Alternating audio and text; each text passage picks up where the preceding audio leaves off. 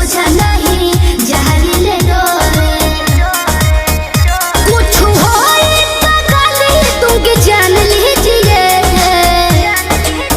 हो नीचे वाला में काला धागा बांध लीजिए हो नीचे वाला में काला धागा बांध लीजिए। देखो हमरे फेरा में मत पड़ो।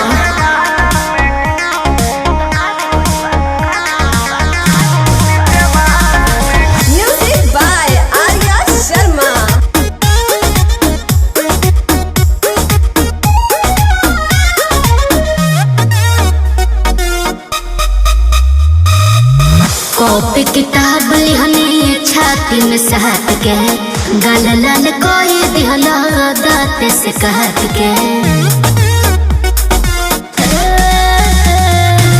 लाल लाल ओठ तोहार लागत गजरा अच्छा में लगा के रानी चलो तू गजरा तो का दिक्कत बा रिक्स बढ़ल मार्केट में जान लीजिए।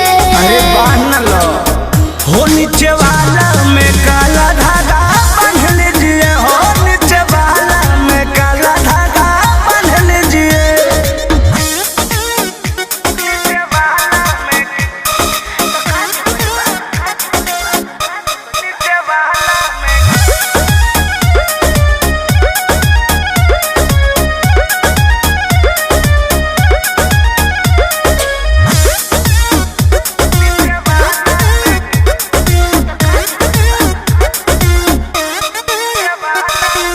कृष्णा बेदर्दी पर मुझ के भी लेली ऐसे अकेले रहुआ रिक्स जन खेली हर बर्बाद हो जाए।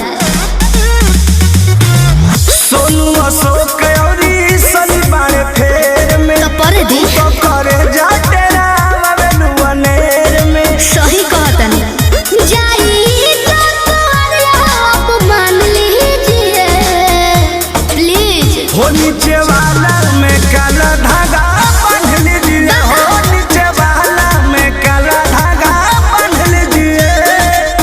चलतनी पढ़े हम तोहरा जोरे केहू के सोचा नहीं जहरीले डोरे कुछ होए तो गाली दूंगी जान लीजिए।